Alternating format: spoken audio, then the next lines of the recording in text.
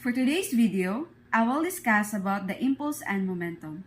Impulse and momentum theorem states that the impulse applied to an object will be equal to the change in its momentum.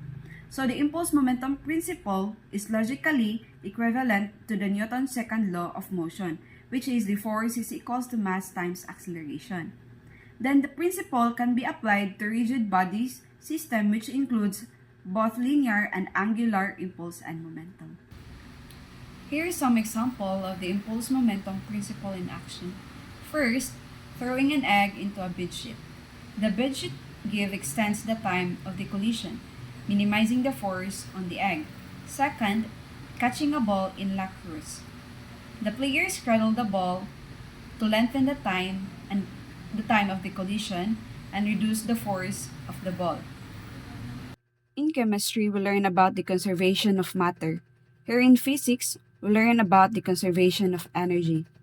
This concept can be extended to formulate another law, and that is the law of conservation of momentum. Momentum is a term we may be familiar with, but once again, we must learn the rigorous definition of these words. So linear momentum is defined as the mass times velocity, which P is represented as momentum, is equal to mass times the velocity. Momentum is a vector quantity as it involves a velocity vector being multiplied by the scalar value of the object's mass. This means momentum will be expressed in SI unit of kilogram meter per second. If the velocity will increase, the momentum also increase. Then the force that is applied times the duration of time that is applied is called impulse.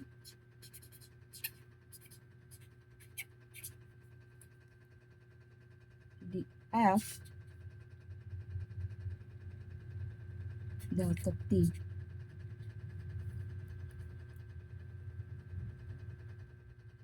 Which will be measured in Newton's second law. This relationship between impulse and momentum is summarized impulse momentum theorem. Impulse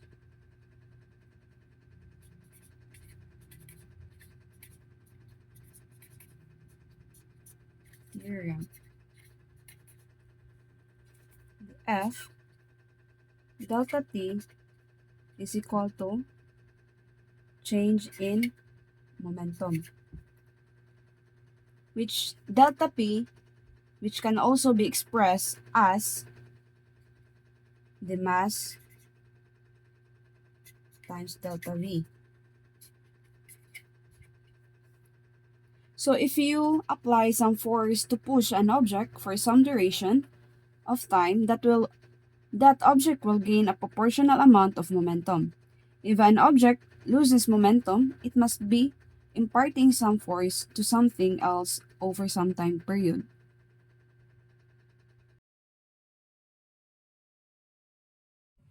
So let's get started with examples so that we know how to apply this equation. First example is a 100 kilogram crate shown is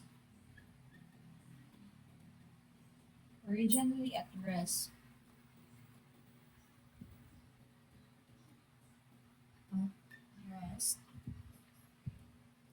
on the smooth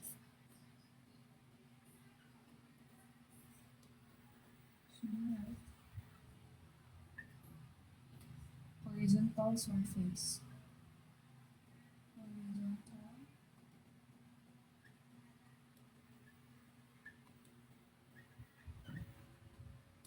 With 200 Newton force is applied acting at an angle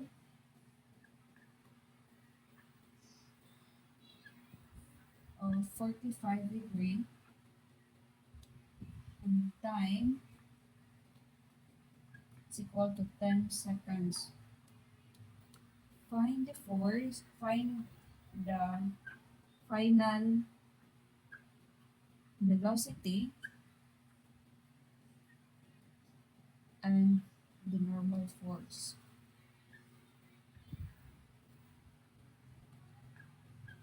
So let's make FBD. It has a crate. It has 100 kilogram, and if we have a weight, then we have a normal force. Then it has an inclined force 200 Newton and angle of 45 degree. Then let's multiply 100 kilogram in 9.81 so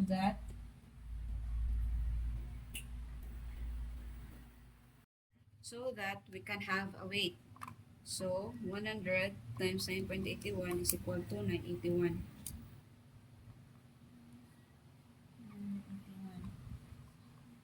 First, we'll find the normal force. To find normal force, summation of y is equals to 0. So 0 is equal to, the normal force is going to upward, so it is positive.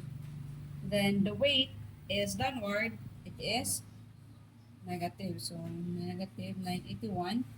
Then we have a force, 200 Newton, so positive, 200 sine 45 degree.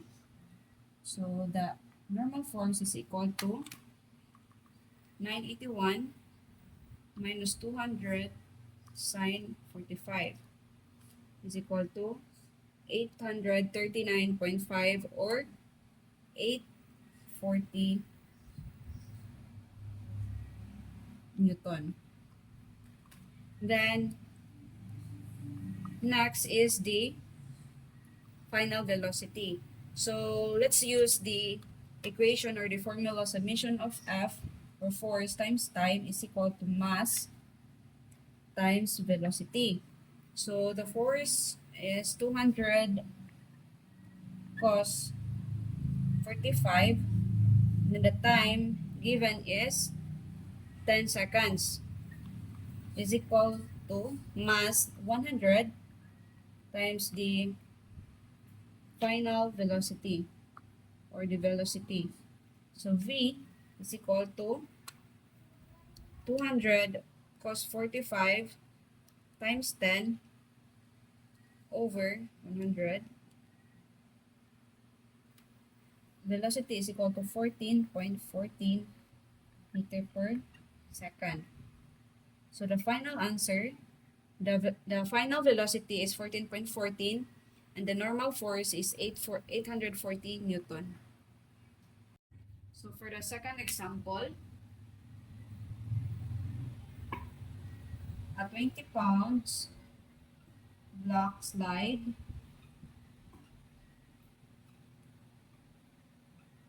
slides down a 30-degree inclined plane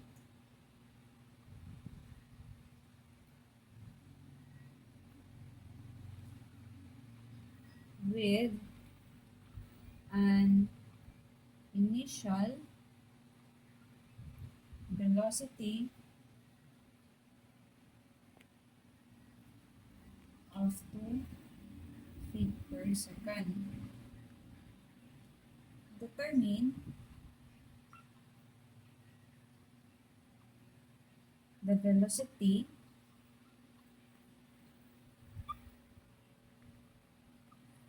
of the block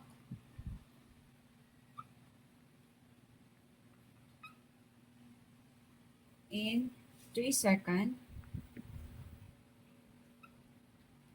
if the coefficient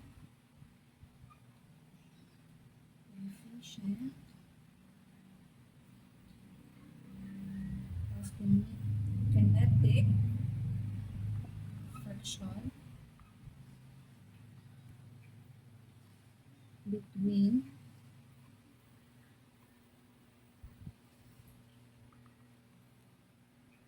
the block and the plane is mu k is equal to 0.25. So the FBD is, it has an incline, it is a block with 20 pounds. Then if there is a weight, there is a normal force. Then it has a 30 degree. So let's multiply unknown. It has an angle of 30. Then it has a frictional force.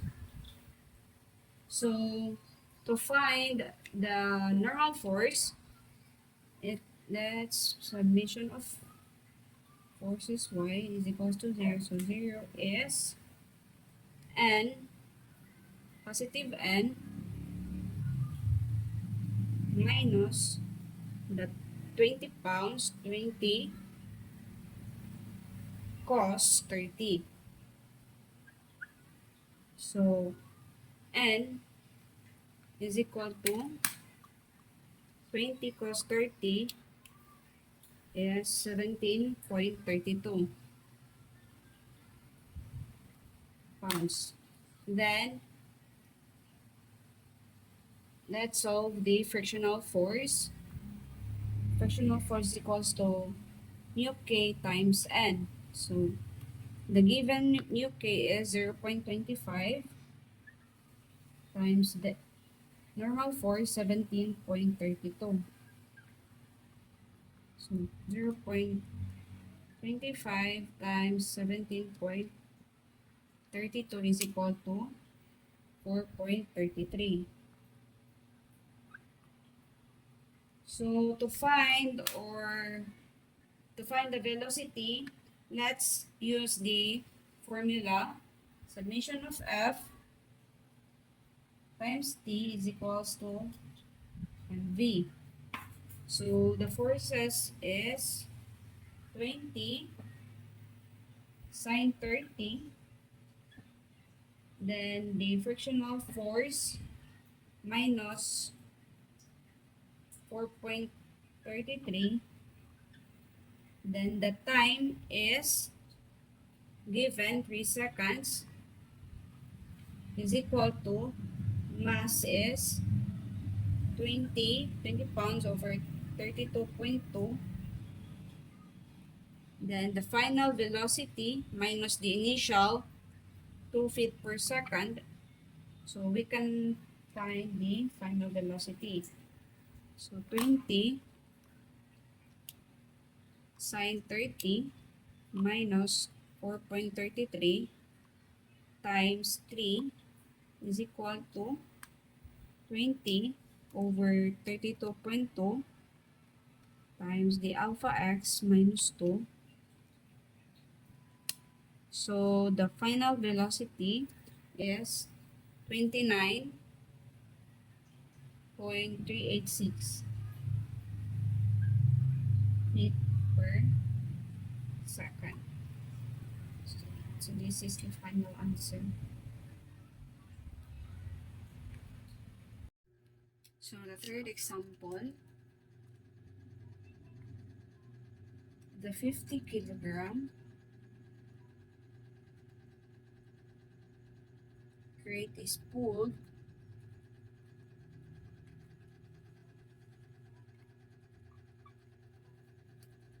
by the constant force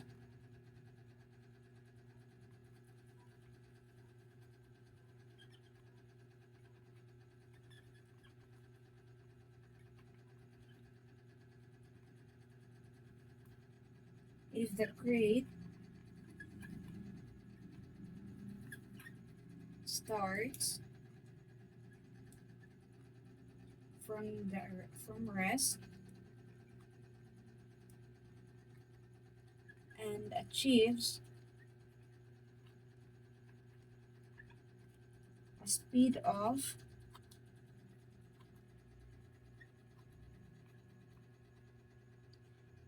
10 meters per second in 5 seconds.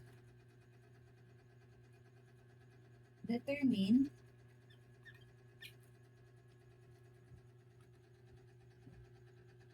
the magnitude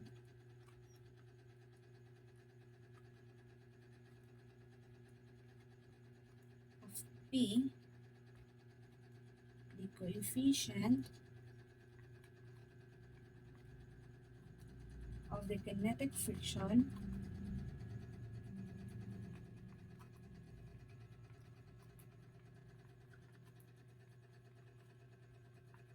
between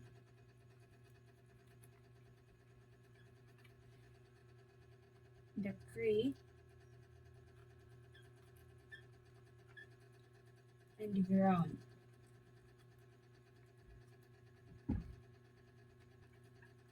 Is UK is equal to 0.2. So diagram, it has a crate, then it has a mass 50 kilogram, then it has a normal force, then frictional force, the inclined force P, then angle 30 degree. So this mass, let's multiply it by 9.81. So it will become weight. So 50 times 9.81 is equal to 490.5. So to find the normal force, the summation of y is equals to 0. So 0 is equals to n, positive n, minus the weight, 490.5, plus this force, P, sine 30. So the normal force is equals to 490.5 minus 0.5 P. So in terms of P, then we will use the formula. So the summation of F times T is equals to mv. And then the forces of horizontal is P cos 30 minus the mu 0.2 times the n. Then the time given 5 seconds is equal to 50, the mass times the velocity, 10. So let's substitute or simplify. So cos 30 times 5 is equal to 4.3301 P minus 0.2 times 5 is equal to 1. So it becomes n is equal to 50 times 10 is equal to 500. So this is our first equation, equation 1. Then this is our equation 2. To find the Magnitude of P. Let's use the calculator. Mode 5, 5, mode 5, 1. Two equation, two unknowns. So, the N, 1.5, 490.5, then negative 1, 4.3301, then 500. So, Rn is 387.97, then Rp is 205.07 Newton. This is the final answer. 205.07. Next problem. So a 1,500 Newton block is in contact with a level plane whose coefficient of kinetic friction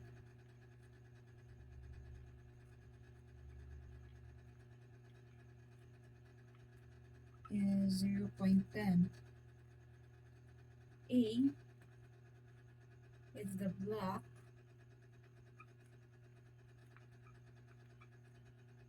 is acted upon a horizontal force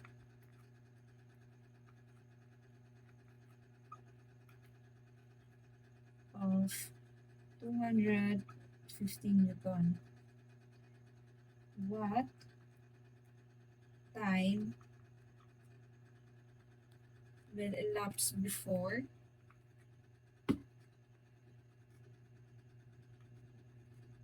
the block reaches a velocity 14.5 meter per second starting from rest?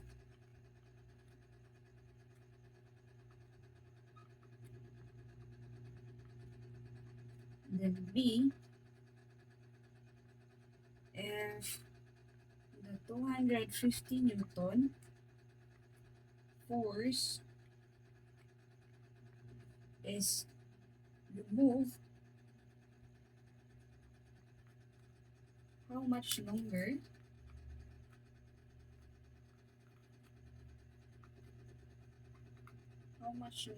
will the block continue to move?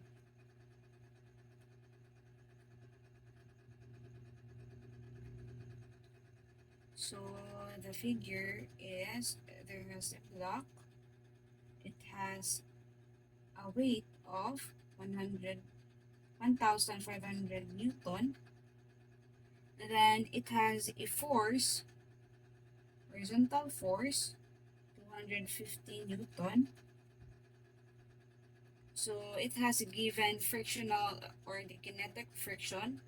So it has a frictional force. Then if there is a weight, there is a normal force.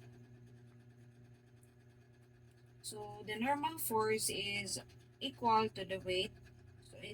So the normal force is equal to 1,500 Newton. Then the frictional force, mu k times n. So mu, the given 0.10 times 1,500 is equal to 0.10 times 500, 1,500 is equal to 150 Newton.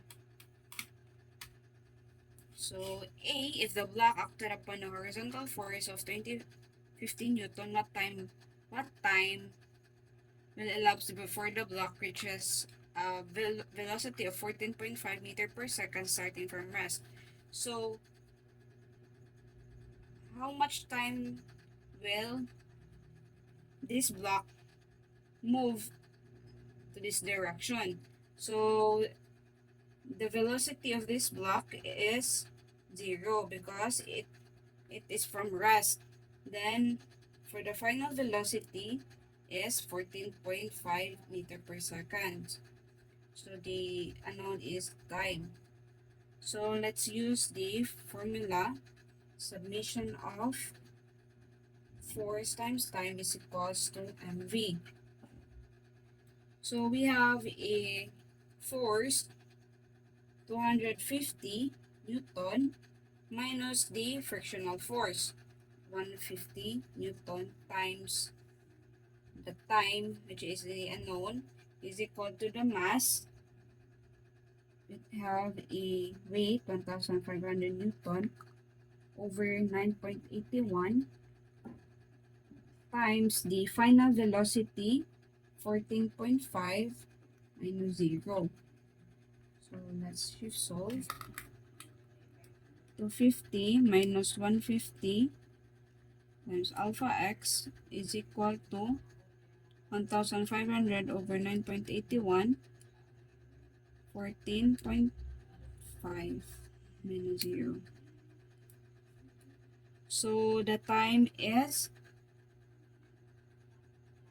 22.17 seconds. Is the answer of letter A. So the question letter B, if the 215 Newton force is removed, how much longer will the block continue to move? So how much time will this block move to the next direction or to the next? So it will become the final velocity of the second block will become the initial. So to the next, let's use also the equation summation of F times T is equals to mass times velocity. So the forces is only the frictional force because the 215 Newton will be removed. So negative 150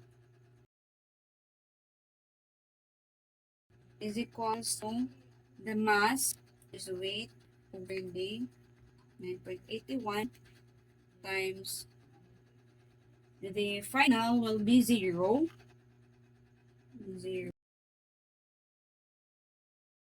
Initial is 14.5.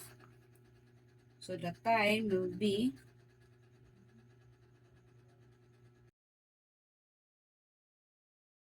alpha x is equals to 1,500 over 14.5. The answer is 14.78.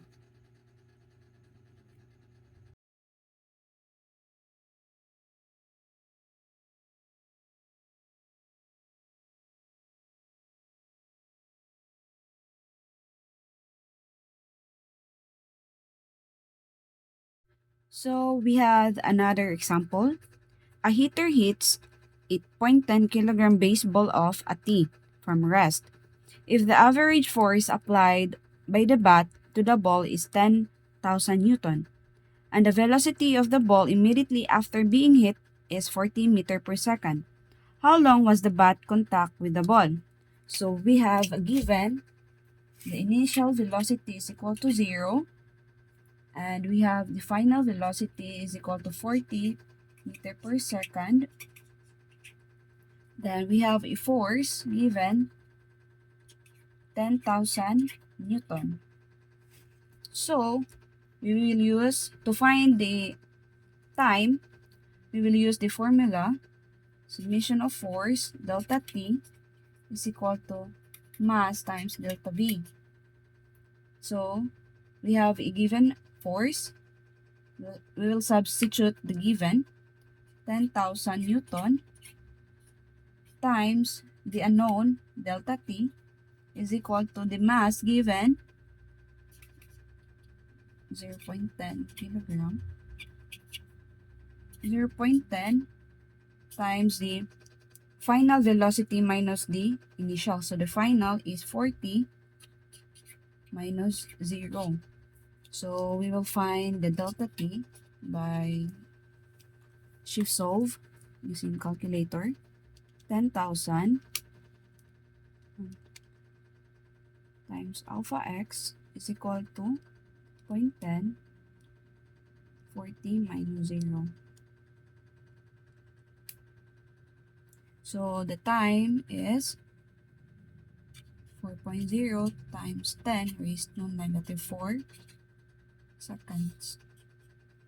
That's it.